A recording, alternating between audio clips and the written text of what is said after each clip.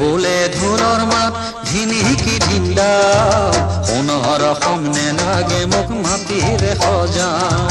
মগাই বোলে ঢোলৰ মাত ধিনিকি ধিন্দা সোণৰ অসম নেলাগে মোক মাটিৰে সজাও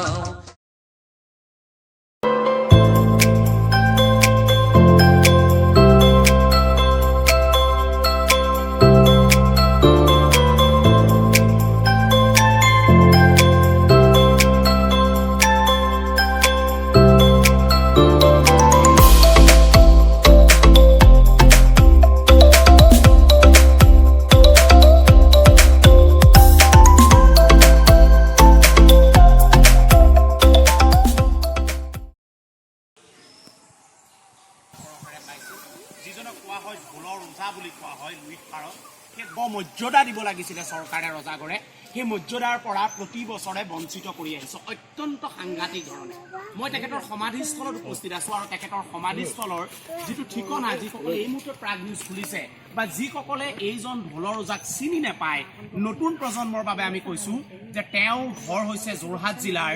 টিয়ক সমষ্টিৰ হাতীগড় মৌজাৰ ঐতিহ্যমণ্ডিত নাওকলীয়া গাঁৱত আৰু তেওঁৰ ঘৰৰ পিছফালৰ যি সমাধিস্থল সেই সমাধিস্থলত জিলা সমিতি যি যোৰহাট জিলা সমিতিয়ে প্ৰতি বছৰে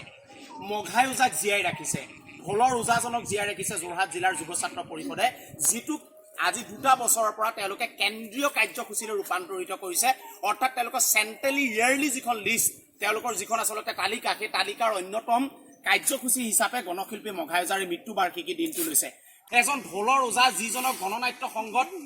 আচলতে বিষ্ণু ৰাভাই লগ পাইছিল যিজনক লগ পাইছিলে ভূপেন হাজৰিকাই যিজনে কৰ্কট ৰোগত আক্ৰান্ত হৈ বিচনাত পৰি থাকোঁতে মনি অৰ্ডাৰ কৰি পেলাই ভূপেন হাজৰিকাই পইচা পঠিয়াইছিলে আৰিৰ পিছফালৰ এই সমাধিস্থলত 15 মাৰ্চৰ দিনা এগছি বন্তি জ্বলায় আৰু সেই বন্তি গছি এই মুহূৰ্তত আমি দেখুৱাইছোঁ আপুনি চাওক এই জাতিৰ মাটিৰ এই যিজন শিল্পী যি ঢোলৰ ওজা বুলি কোৱা হয় যাৰ ওজাৰ টংকাৰত আচলতে বৰষুণ আহিছিল বুলি সেই সময়ত কৈছিলে যোনে ভাষা আন্দোলনত ঢোলটো লৈ শদিয়াৰ পৰা ধুবুৰীলৈ দৌৰিছিলে সেই মানুহজনক চাবলৈ আজি সময় নাই এইখন চৰকাৰত তেওঁ পৰিয়ালবৰ্গ আছে আমি কথা পাতিম এটা তথ্য দিলেও নতুন প্ৰজন্মৰ বাবে কোনোবাই যদি কেতিয়াবা লিখিব লগা হয় ঢোলৰ ওজা কোন তেওঁ লিখিব লাগিব গণশিল্পী মঘাই ওজা আৰু তেওঁ জন্ম হৈছিল 1916 চনৰ 15 মাঘত আৰু তেওঁ মৃত্যু হৈছিল 1978 চনৰ 15 মাৰ্চত অৰ্থাৎ আজিৰ দিনটো এটা হৈছে পৰিয়াল এইটো পৰিয়াল মোৰ কাষত এয়া সৰু বোৱাৰী আৰু কাষত এয়া ঘৰত আজিৰ দিনটো আপোনালোকে স্মৰণ কৰে যুৱ ছাত্ৰ পৰিষদে পাতে চৰকাৰৰ যে কোনো আজি দিনটোৰ প্ৰতি আহৰি নাই মই প্ৰথমতে যোৰহাট জিলা যুৱ ছাত্ৰ পৰিষদক ধন্যবাদ জনাইছো তেওঁলোকে আপোনালোকে কেতিয়াবা চৰকাৰৰ নেতৃত্বত এই দিৱসটো পাতিছে নাই ক'ৰবাত ইয়াত পাতিছে নাই নাই পতা তেনেকে আজিলৈকে নাই পতা অকল যুৱ ছাত্ৰ পৰিষদে পাতে আৰু এই বাতৰিটো এইকাৰণে আমি কৰিছো অত্যন্ত তৃৰ্যকভাৱে যে এই শিল্পীক যদি চিনি নাপায় তাৰপৰা শিল্পীক নি পেলাই 50,000 টকা দি পেলাই কি লাভ আছে শংকৰদেৱ কলাক্ষেত্ৰত আজি প্ৰাগ নিউজে বাতৰি কৰিছে যোৰহাট জিলাত আজি যুৱ ছাত্ৰ পৰিষদে বিশালকে আয়োজন কৰিছে তেওঁৰ জন্মস্থলীত এগছি বন্তি জ্বলাইছে কাম ইমানে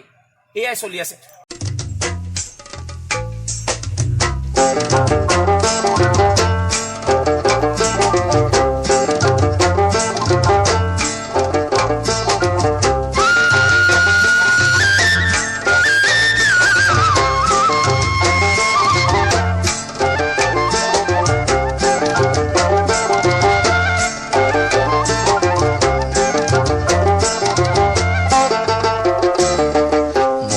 বোলে ঢোলৰ মাত ধিনিকি ধিন্দা সোণৰ অসম নেলাগে মোক মাটিৰে সজাও মগাই বোলে ঢোলৰ মাত ধিনিকি ধিন্দা সোণৰ অসম নেলাগে মোক মাটিৰে সজাও ৰাভাই বোলে মুখৰ কথাত নহয় প্ৰগতি